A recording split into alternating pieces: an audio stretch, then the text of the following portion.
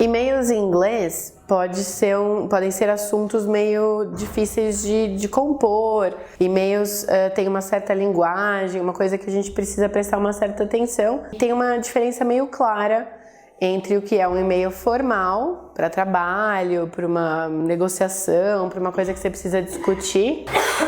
Pode falar atrás. Existe uma diferença bem clara entre um e-mail mais formal, que você usa para uma coisa mais de uma negociação, de uma necessidade para você conversar com alguém de uma maneira mais séria, para reclamar de um problema em inglês, por exemplo, e um e-mail mais informal, para um amigo seu que mora fora, ou para alguém que você conhece bem.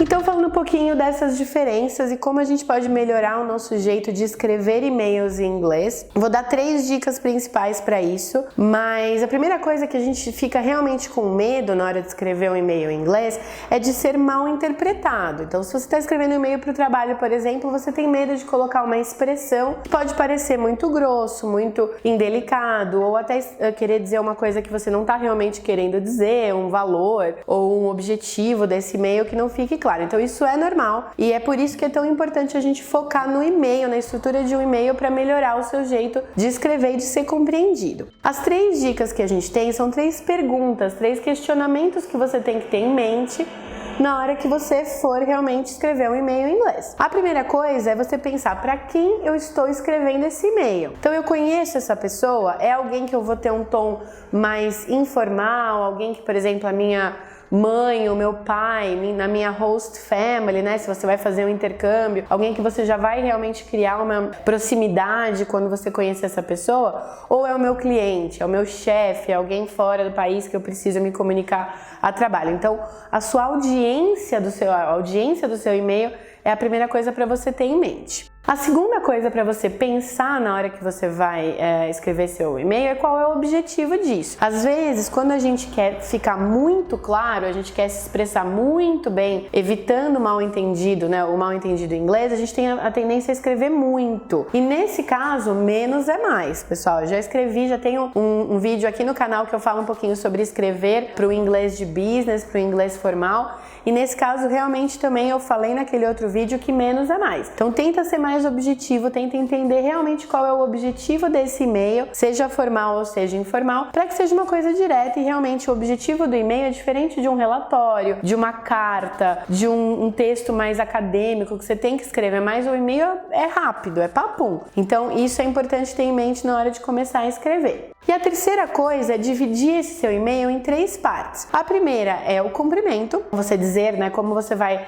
se referir a essa pessoa. A segunda parte é realmente o objetivo. Esse objetivo, pessoal, tem que ser realmente explícito, né, ou claro, em poucos parágrafos. E ele também tem que ser um ato, né, tem que ser um reflexo no assunto desse e-mail. O assunto a gente não pensa muito. Normalmente a gente vai escrever lá no final e falar, vou colocar o assunto. E pá, e às vezes não fica tão claro. Então esse meio do e-mail, essa segunda parte do e-mail, tem que refletir no assunto. E a última parte é realmente o goodbye.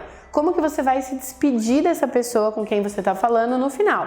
Você está esperando uma resposta? Você está esperando uma informação específica? Então, essas 3 partes vão fazer com que você, antes de escrever esse e-mail, tenha isso bem claro. Cuidados com a linguagem, o formal e o informal. Então, na hora que você estiver cumprimentando alguém, dando oi no seu e-mail, num e-mail mais formal a gente usa o Dear Sir, ou Dear Madam, se for uma mulher. Se você souber o nome da pessoa, Dear Mr., Dear Mrs., com o sobrenome dessa pessoa. Se for um e-mail informal, a gente já usa o Hey, o Hi, How are you, What's up, para uma pessoa que você já conhece, que é mais seu bro. Na hora que você for começar a escrever esse e-mail, no e-mail mais formal, a gente sempre introduz com uma cleft sentence, com uma frase que você está introduzindo o seu objetivo. Então, the reason I'm writing is, a razão que eu estou escrevendo é, então isso é uma coisa bem formal para o e-mail. Já não é necessário fazer ou escrever essa frase ou incluir essa frase no e-mail mais informal. Na hora de se despedir é a mesma coisa. Se você vai escrever um e-mail formal, a gente usa aquele aquele clássico I'm looking forward to hearing from you. Então eu estou aguardando a sua resposta, estou aguardando ansiosamente pela sua resposta. Num e-mail mais informal, a gente já usa um bye, see you later. Então, esse cuidado a gente tem que ter. Pensa nessas três coisas na hora de escrever e comparar realmente um e-mail informal com um e-mail formal em inglês.